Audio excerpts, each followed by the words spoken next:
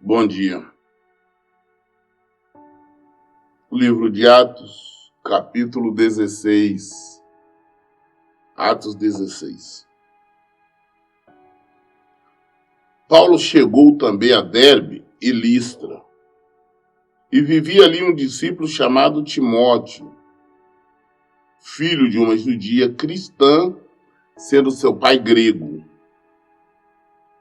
Os irmãos de Listra e Icônio davam bom testemunho dele.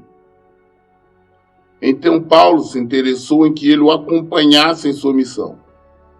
Para tanto, o circuncidou por causa dos judeus que viviam naquela região, pois eram do conhecimento de todos que seu pai era grego.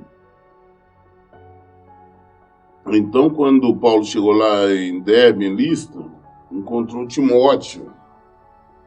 Timóteo era já um discípulo de Jesus. Ele procurava viver a palavra de Deus. E ali todos na região viam nele, sabiam que ele era um de Deus. Era muito jovem ainda, então. E só que o pai dele era um grego. Então os judeus, naquela época, cismavam os religiosos em continuar praticando a circuncisão. E apesar que com a vinda de Jesus deixou bem claro, falou, olha, eu quero que você circundai o vosso coração, não a vossa carne. A circuncisão, nós falamos, é um sinal, é uma marca, é um corte que é feito ali na cabeça do prepúcio dos homens. Então, os judeus que viviam ali estavam observando. E Paulo queria levar Timóteo à missão com ele.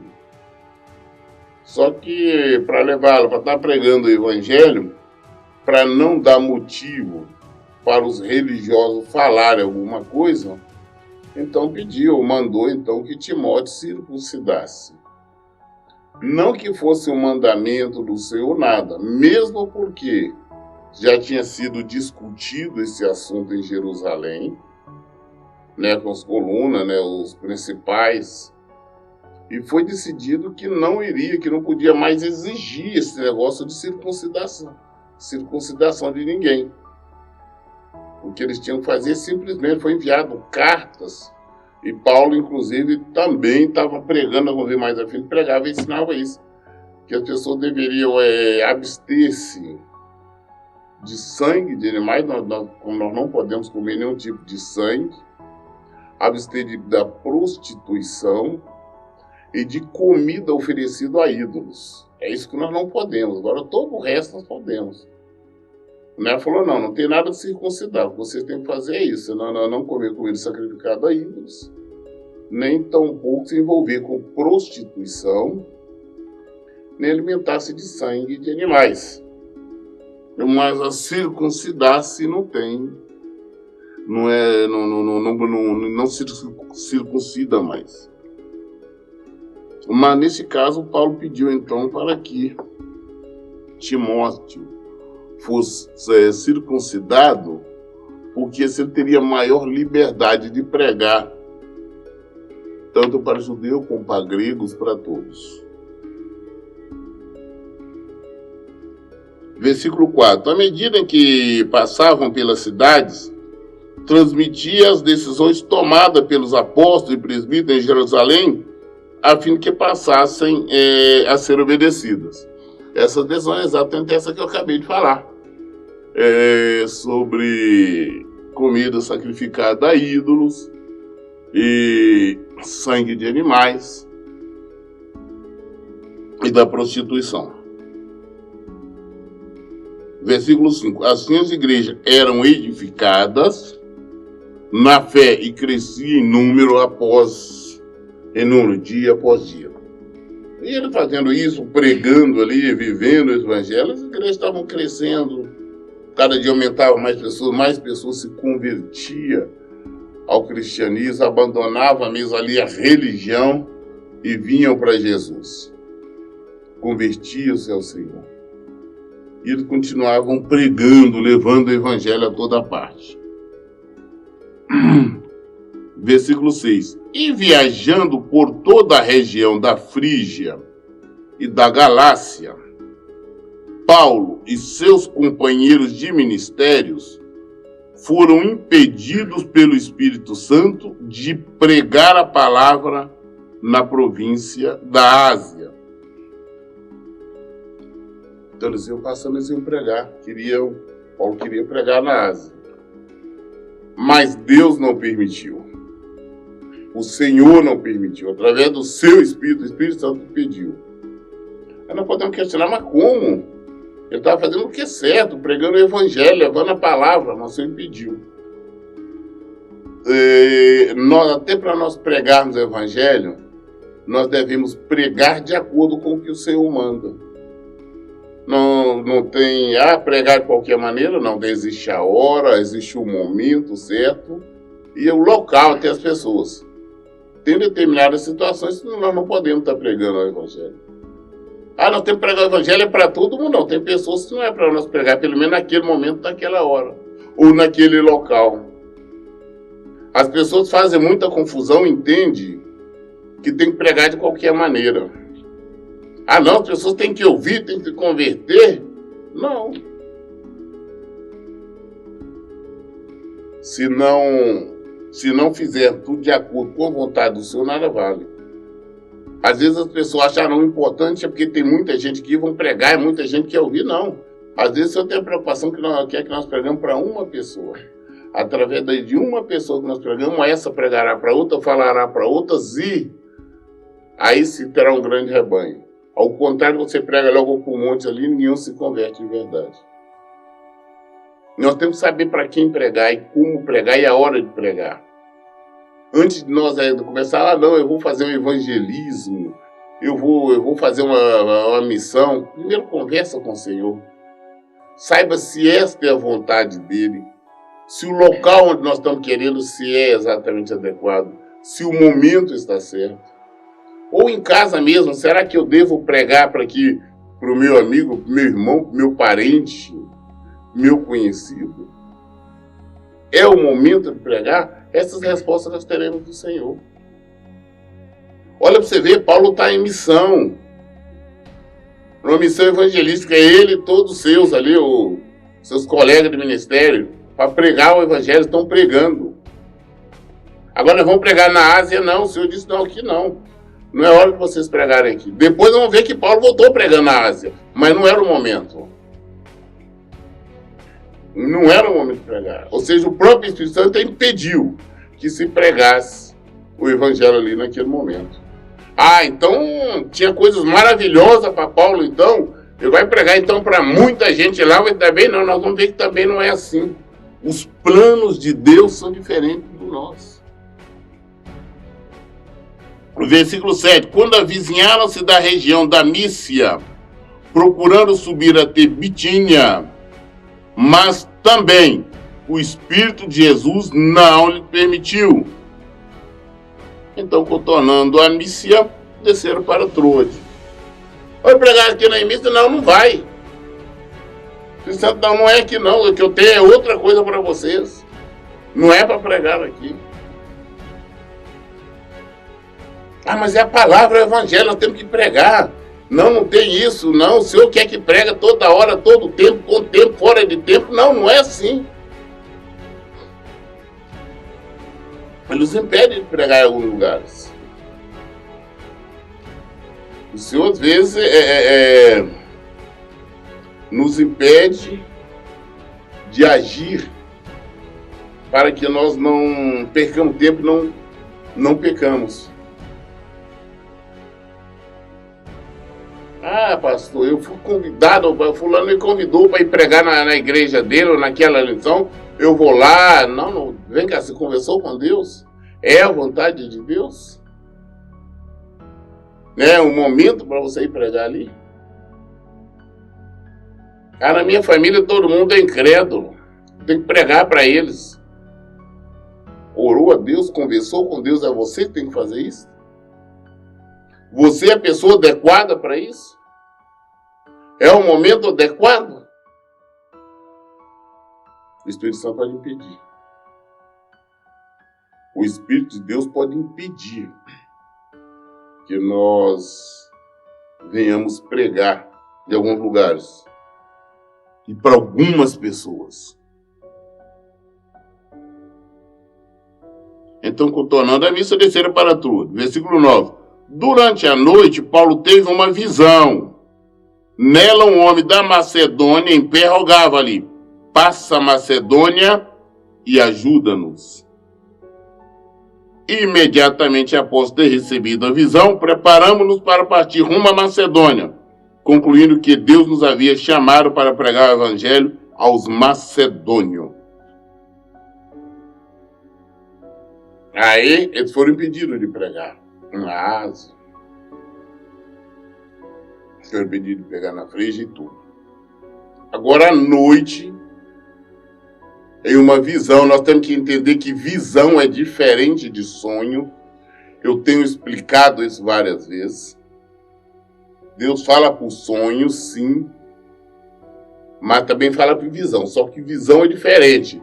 Visão você tem você estando acordado, com seus olhos abertos, independente de onde você esteja, com quem você esteja, de repente se abre assim, como se fosse um telão, algo assim, e você vê determinados fatos e ouve. Só você, no meio de todo mundo, ninguém não percebe nada. Questão de segundos, é como se fosse, você vê ali situações de horas. Então, Deus deu essa visão a Paulo, onde um homem da Macedônia falou: não, passa para cá. E ele entendeu que era Deus chamando, que Deus está falando para eles, e pregar na Macedônia. Deus estava conduzindo, ou seja, Deus não queria que eles pregassem na Ásia ou na Frígia, queria que ele fosse pregar na Macedônia. Que Deus tinha um propósito lá, Deus tinha pessoas lá, Deus queria eles lá. Ah, então deve ter uma multidão. Nós vamos ver que não tinha multidão nenhuma. Foram pouquíssimas pessoas.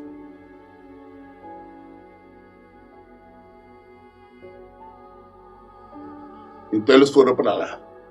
Navegando de Troade, seguimos em linha reta até Samotrácia. E no dia seguinte para Neápolis.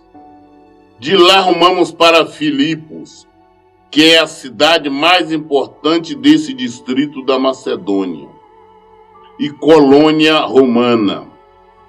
Nessa cidade ficamos vários dias. No dia de sábado, saímos da cidade para a beira do rio, onde imaginávamos encontrar um bom lugar para orar. Assentamo-nos e começamos a conversar com algumas mulheres que ali também estavam reunidas. Uma das mulheres que nos ouvia era temente a Deus e chamava-se Lídia, vendedora de tecido, de púrpura, da cidade de Tiatira. E aconteceu que o Senhor lhe abriu o coração para acolher a mensagem pregada por Paulo.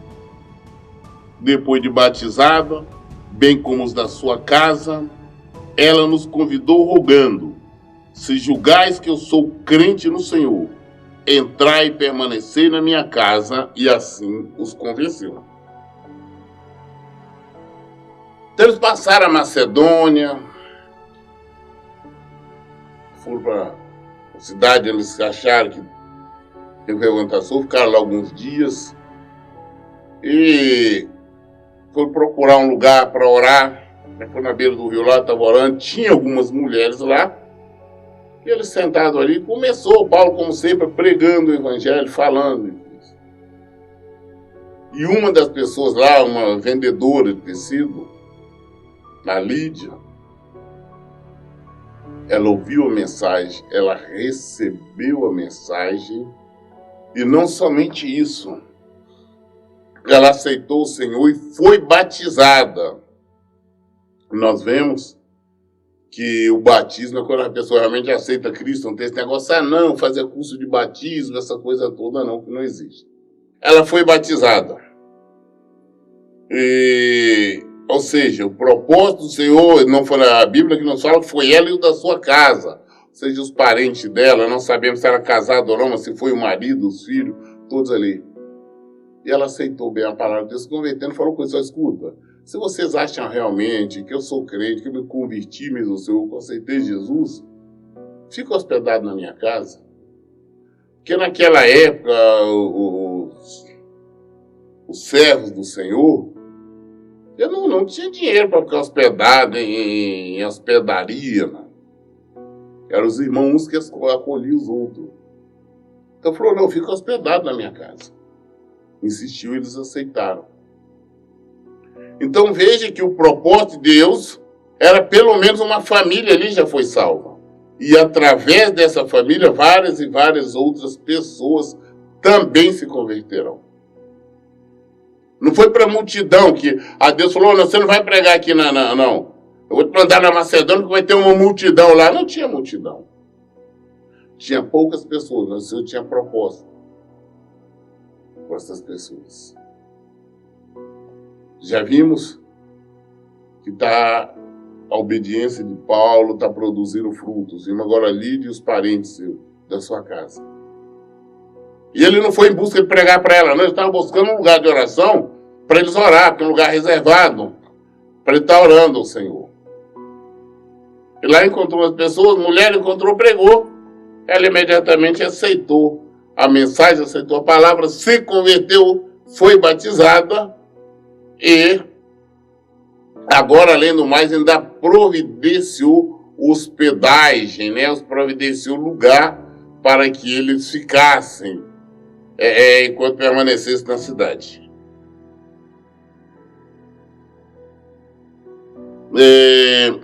Versículo 16. E aconteceu que, indo nós para o lugar de oração, nos saiu ao encontro uma jovem escrava, que estava tomada por um espírito que usava para prognosticar eventos futuros. Desta forma, ela arrecadava muito dinheiro para os seus senhores por meio de adivinhações.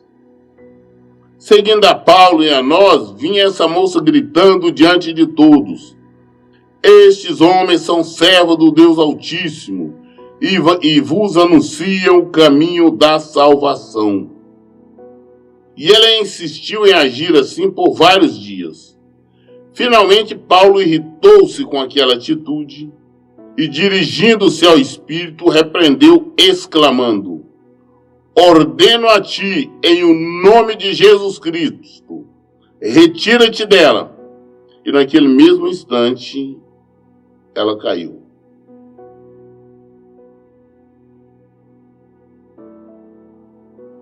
Paulo, então fica.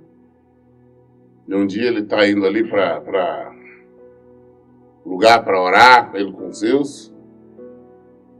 E lá naquela cidade tinha então uma escrava, uma jovem, que era possuída por demônio.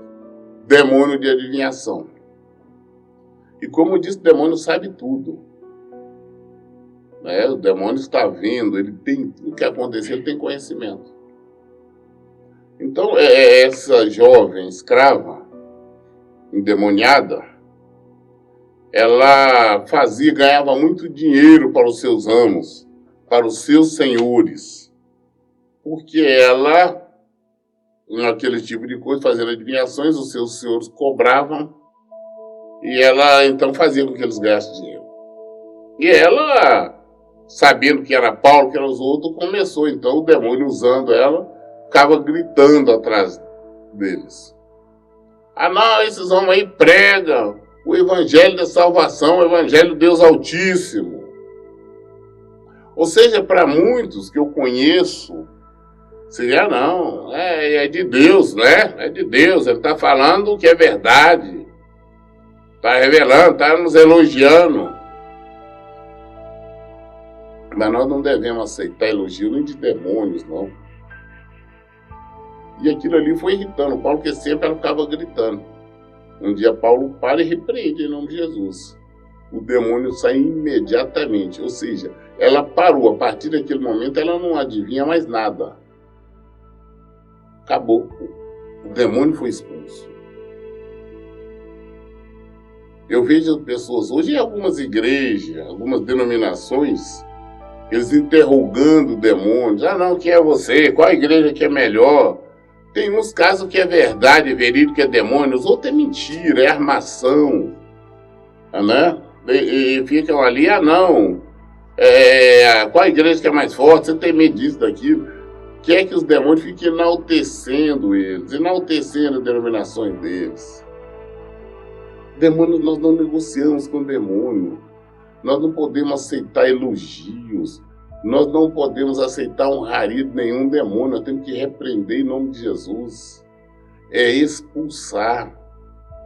Nós temos que ser simplesmente servos e adoradores de Deus, do Deus vivo. Versículo 19.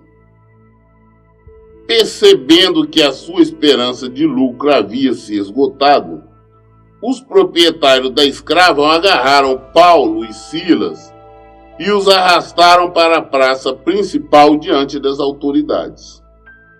E apresentando aos magistrados locais, o acusaram afirmando: estes homens, sendo judeus, perturbam a nossa cidade, pregando o costume que a nós, romanos, não é lícito acatar e tampouco praticar. E uma multidão unânime os atacou, e os magistrados, rasgando-lhes as roupas, ordenaram que fossem açoitados com varas. Depois de tê-los espancado muito, os jogaram na prisão, recomendando ao carcereiro que os vigiassem com toda atenção. Havendo recebido tais ordens expressas, eles o lançou no cárcere interior e lhe prendeu os pés no tronco.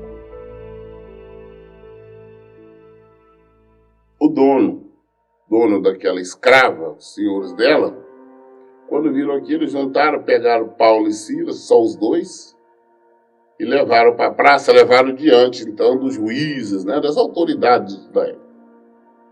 Eles não estão vindo pregar aqui para nós, são judeus, estão trazendo um costume que não tem nada a ver com nós, com a nossa cultura, a nossa religião, e tudo aquilo. E o juiz, sem ouvir muita coisa, sem ouvir a defesa deles, mandou surrá-los. Espancou eles bem, depois de espancar, falou: mete lá no cárcere, lá na cadeia, mas vigia bem que eles homens são perigosos. Então o carcereiro, sabendo a responsabilidade deles, deixou ele ainda prender eles no tronco, na cadeia. Mas caramba, não podemos entender, mas vem cá. Deus tinha mandado, impedido eles de pregarem lá na Ásia, e manda eles pregar na Macedônia. Agora eles vêm pregar aqui, e de vez de estar tudo fácil, encontrou dificuldades. Deparam com dificuldades. São surrados, espancados e presos. Mas o propósito do Senhor não é o mesmo que o nosso. Nós veremos que a maneira de Deus agir não é a mesma que a nossa. Deus tinha um propósito ali. Até nessa situação, Deus tinha um propósito. E nós veremos. Então nós vemos agora que Paulo foi espancado. Silas foi espancado. E ambos estão presos. A acusação é que eles pregam outros tipos de costume. Mas na verdade tudo iniciou porque o senhor, o dono daquela escrava, ficaram irritados com ele.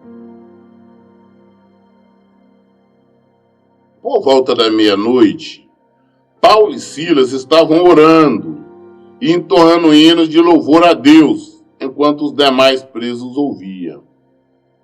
De repente aconteceu um terremoto tão violento que os alicerces da prisão foram abalados. No mesmo momento, todas as portas se abriram e as correntes que prendiam a todos se soltaram. O carcereiro despertou do sono e, vendo abertas as portas do cárcere, desembainhou sua espada a fim de se matar, pois concluíram que os presos todos houvessem escapado. No entanto, Paulo gritou: não te faças isso, eis que estamos todos aqui. Então, olha bem, eles foram espancados. Eles estão presos já ao lado, amarrados ao tronco. Mas interessante, nós não vemos eles reclamarem. Ah, não, por que Deus, por que o Espírito Santo nos manda para cá? E aqui nós estamos apanhando, somos castigados, somos surrados. Nós não estamos vendo eles reclamando. O que eles estão fazendo? Eles estão cantando. Eles estão louvando, não é cantar qualquer coisa aí. Ah, Deus me dá, Deus me tira daqui. Não, estão louvando o Senhor. Estão exaltando o nome do Senhor. Estão glorificando o nome do Senhor. Isso não estão surrados, as costas ardendo de tanto que apanharam, tudo machucado, preso ali no tronco, mas eles estão louvando o Senhor. E os outros presos estão todo mundo ouvindo. Caramba! Aí quando dá mais ou menos meia-noite, era tipo um terremoto, aquela coisa violenta, balançou tudo. Até os alicerces ali da cadeia balançou. E de repente todas as portas das celas ali se abriram. As correntes que prendiam eles no tronco se soltaram, abriram. O carcereiro, quando viu aquilo, falou: eu vou ser punido severamente pelos presos ter fugido. Então ele pegou a espada, ele queria se matar. Queria se matar com medo da punição que viria para ele, porque iria ser acusado de ter deixado os presos fugirem. Mas quando Paulo viu aquilo, não faça mal não. Não faça nada disso não, porque ninguém fugiu. Estamos todos aqui. Não te faça isso. Então, agora nós estamos vendo Deus agir. Paulo foi impedido de pregar na Ásia pelo Espírito. Ele foi chamado, Deus o enviou para pregar na Macedônia. Ele está agora no território que não era judeus, não. Ele pertence a Roma, é colônia romana. E foi preso. Melhor dizendo, foi espancado e depois preso.